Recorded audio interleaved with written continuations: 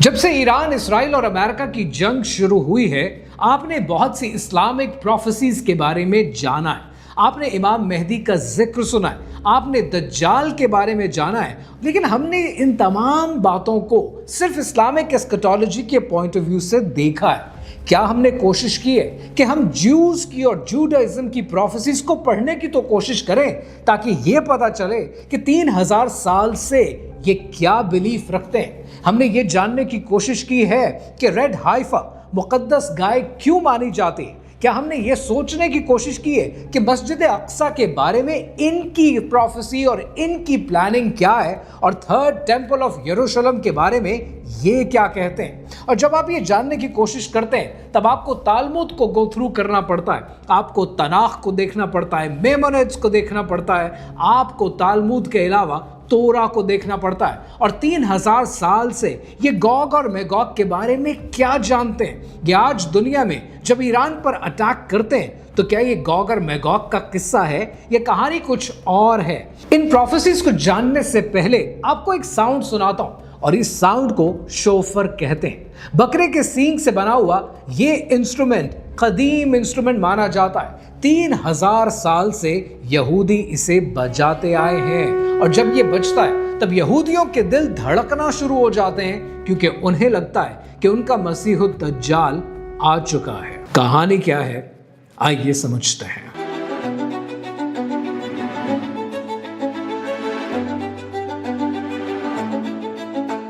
یہ کہانی شروع ہوتی ہے سن 586 قبل مسیح کے یروشلم میں۔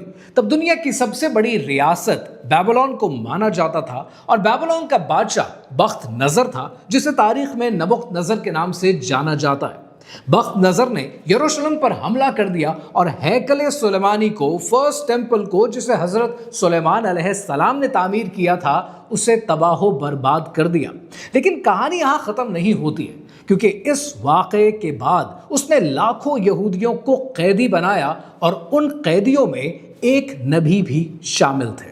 جوڈائزم کے مطابق ان پیغمبر کا نام حضرت حزقیل علیہ السلام ہے، جنہیں بائبل میں عزاخیل کہا جاتا ہے۔ قرآن مجید میں کوئی ڈائریکٹ نام نہیں ہے، یہ ایک اختلافی مسئلہ ہے، اور بہت سے لوگ انہیں ذوالکفل کے ساتھ جوڑنے کی کوشش کرتے ہیں۔ کوئی بات کنفرمڈ نہیں ہے، لیکن جو ایک چیز کنفرمڈ ہے وہ یہ کہ یہ بنی اسرائیل کے نبی تھے۔ جوڈائزم یہ کہتی ہے کہ حضرت حزقیل علیہ السلام کو ان کی قوم کے ساتھ قیدی بنایا گیا اور انہیں بیبلون لایا گیا، اور وہ اپنی تباہ شدہ قوم کے ساتھ موجود تھے کہ اللہ سبحانہ و تعالیٰ نے انہیں ایک الہام دیا، ایک ایسا الہام جو آج تک دنیا کو ہلا رہا ہے، اور اسے بک آف حزقیل کہتے ہیں۔ بک آف حزقیل کے چیپٹر 38 کے اندر لکھا ہے کہ اللہ سبحانہ و تعالیٰ نے حضرت حزقیل علیہ السلام سے کہا کہ انسان کے بیٹے اپنا رخ گوگ کی طرف کر جو میگوگ کی زمین سے ہے۔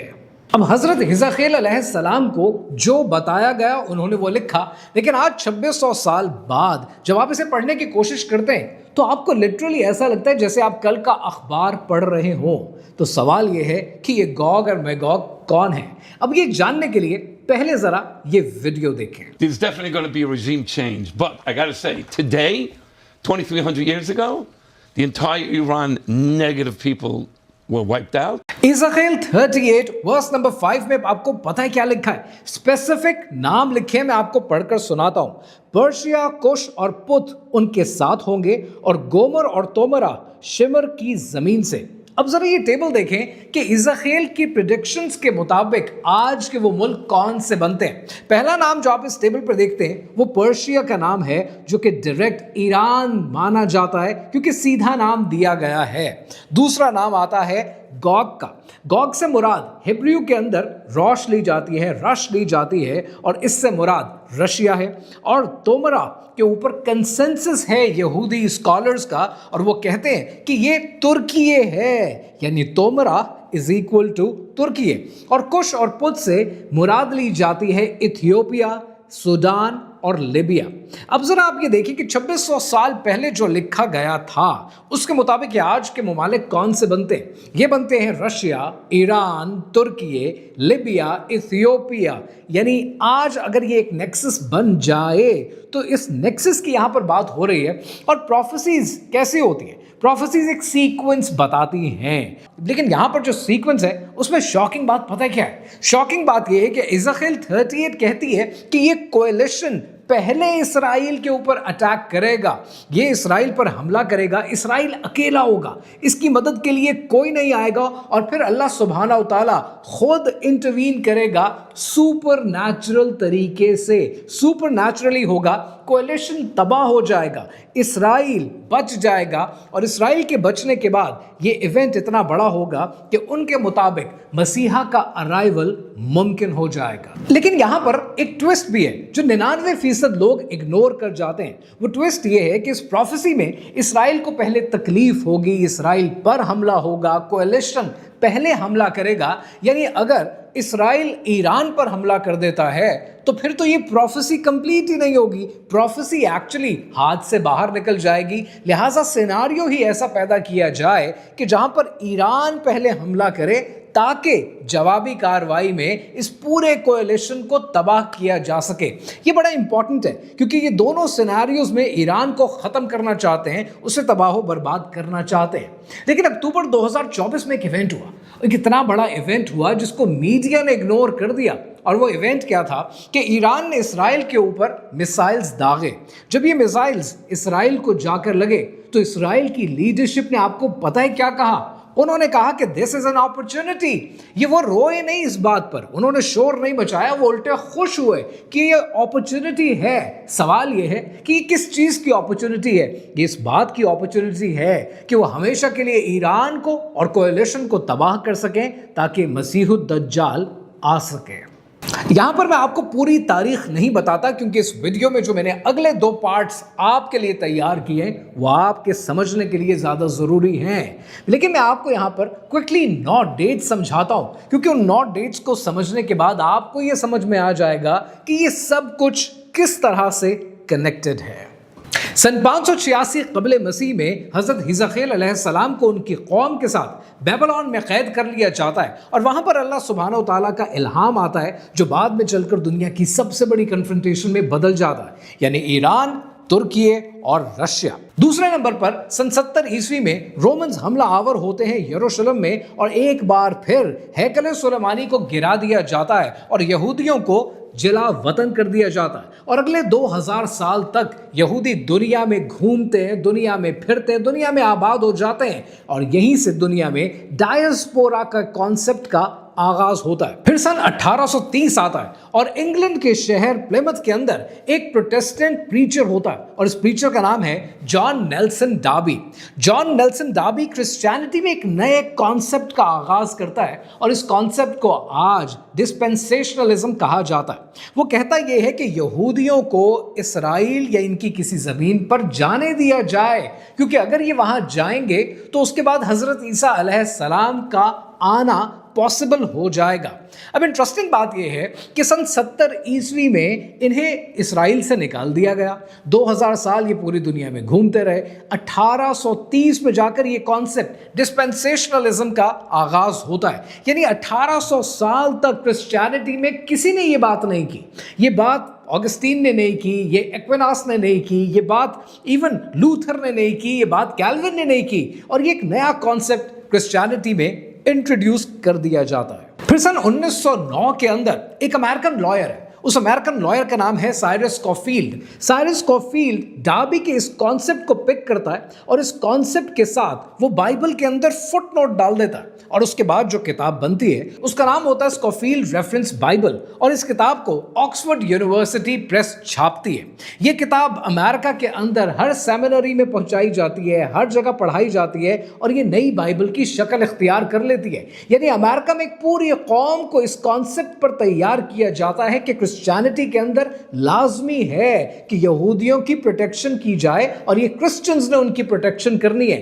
ये वो कॉन्सेप्ट है जो डार्बी ने दिया 1830 में और उसके बाद स्कॉफील्ड ने 1909 में इसके ऊपर स्कॉफील्ड रेफरेंस बाइबल छाप दी, जिसको छापा ऑक्सफोर्ड यूनिवर्सिटी प्रेस ने फॉर ऑथेंटिसिटी पर्पसेस और एक पूरी कौम एक नए कॉन्सेप्ट पर तैयार हो जाती है। और फिर सन 1948 आता है, इसराइल बनता है 14 मई को और यहूदी कहते हैं कि अब क्लॉक उल्टी चलना शुरू हो गई है, 2000 साल के बाद हमारी 2000 साल की जुदाई खत्म होती है। फिर सन 1967 के अंदर इसराइल 6 डे वॉर में जाता है, जिसके नतीजे में यरूशलेम पर काबिज हो जाता है और यरूशलेम का कब्जा मिलने के बाद न सिर्फ इसराइल का झंडा वेस्टर्न वॉल पर लटका दिया जाता है, उसे लहरा दिया जाता है, यहां तक कि यहूदी एक्सट्रीमिस्ट कहते हैं कि ये सबसे बड़ी निशानी है मसीहा के आने की।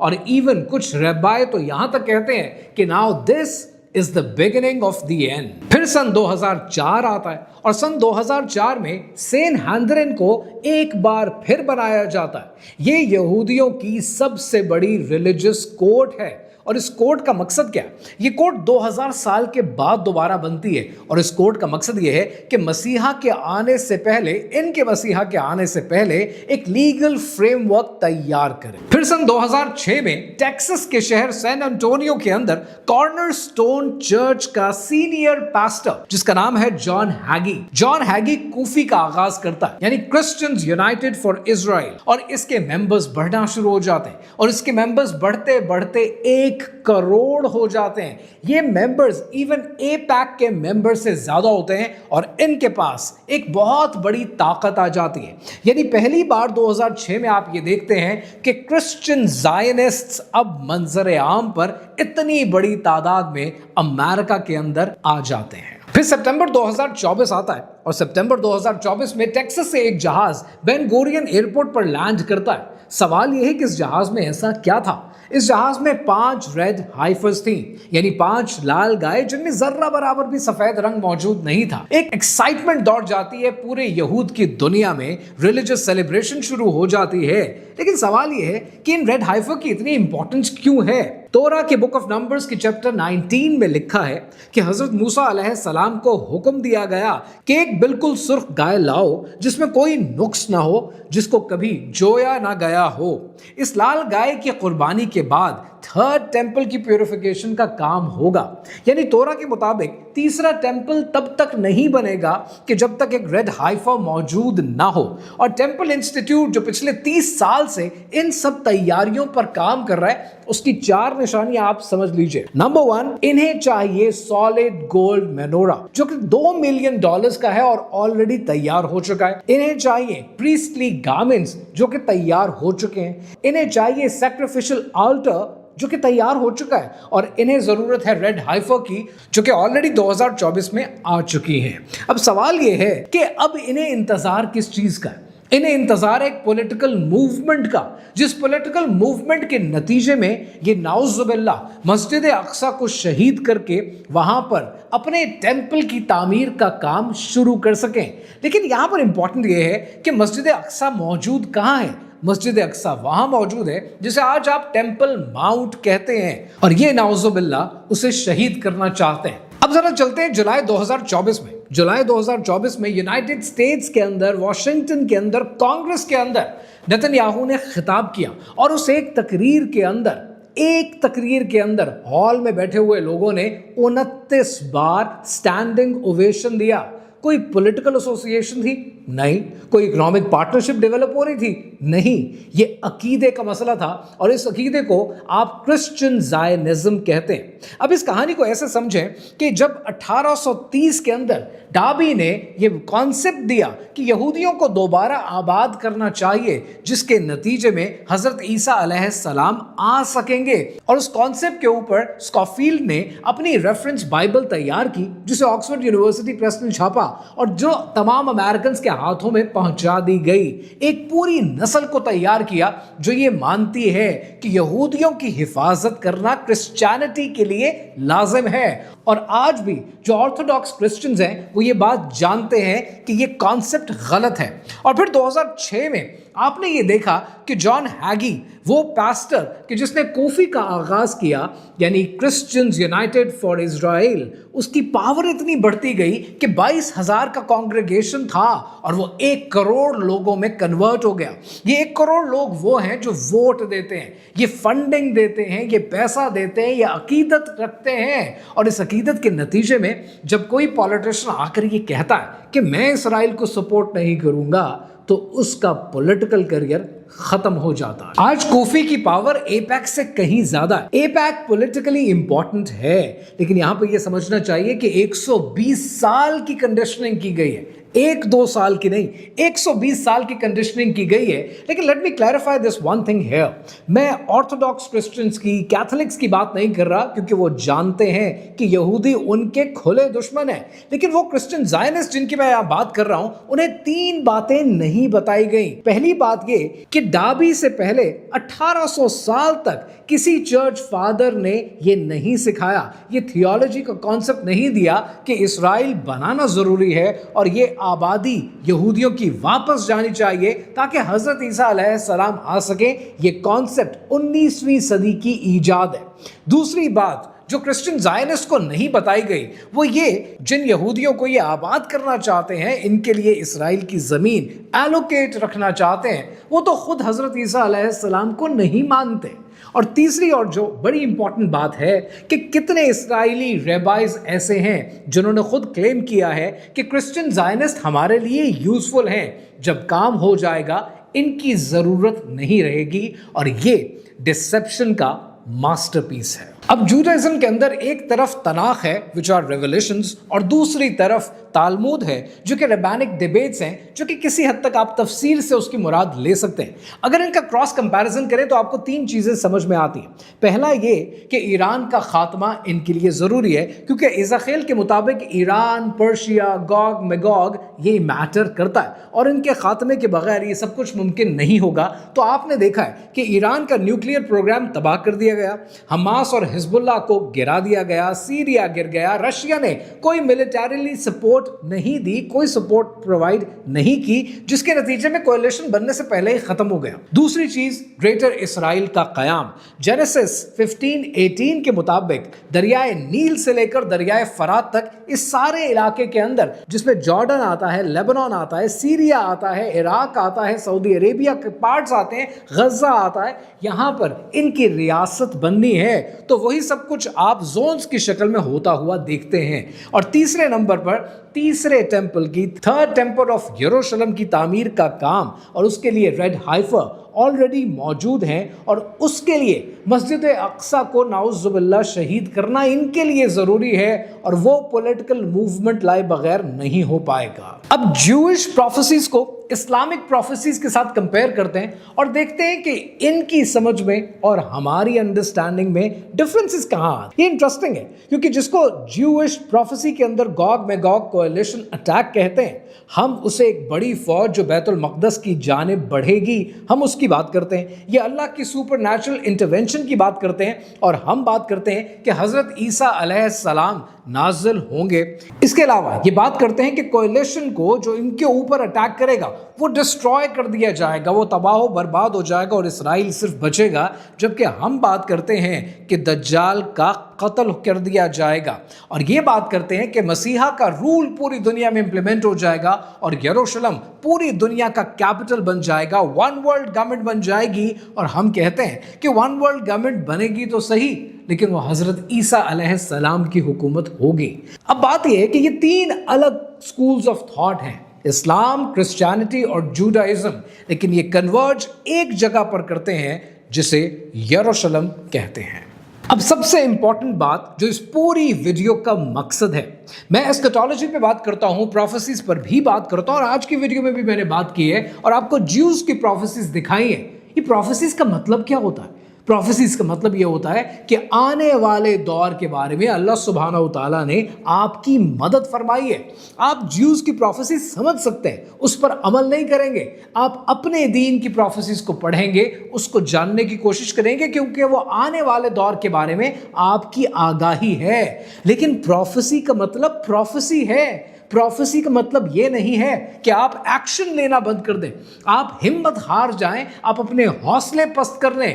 آپ سے آپ کے آج کا سوال ہوگا، آپ نے اپنے آج کا جواب دینا ہے۔ پروفیسی جب ہونی ہوگی ہو جائے گی، اور یہی بات میرے استاد ڈاکٹر اسرار احمد نے بھی اپنی ویڈیوز میں آپ سے کہی ہے کہ پروفیسی کے انتظار میں مت بیٹھیں، اپنا کام جاری رکھیں۔ کہ دیار مغرب کے لوگ اپنے حساب سے چلیں گے، آپ اپنے دین پر اپنے حساب سے چلیں. جب اللہ سبحانہ و تعالیٰ کو جو منظور ہوگا وہ اپنی مرضی سے جیسا کرنا چاہے گا وہ کرے گا. آپ اور میں اپنے کیے کے اور اپنے آج کے ذمہ دار ہیں. دیار مغرب کے رہنے والوں، خدا کی بستی دکان نہیں ہے. دیار مغرب کے رہنے والوں، خدا کی بستی دکان نہیں ہے. کھرا جسے تم سمجھ رہے ہو وہی زرے کم عیار ہوگا. نکل کے صحرا سے جس نے روما کی سلطنت کو الٹ دیا تھا، سنا ہے یہ قدسیوں سے میں نے، وہ شیر پھر ہوشیار ہوگا.